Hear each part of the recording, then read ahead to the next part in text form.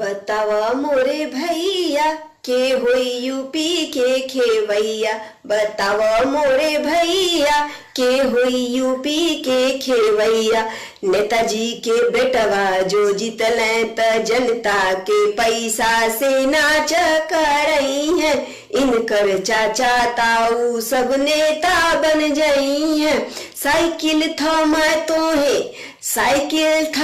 तो है खुद हेलीकॉप्टर पर उड़ जाई है। बतावा मोरे भैया के होई यूपी के खेवैया। बतावा मोरे चाचा के होई यूपी के खेवैया। अगर बहिना जी आईली त हर जगह हाथी के मूर्ति गड़ई है। कार्यकर्तन के पैसा से बर्थडे मनई है। दलित का बेटी बन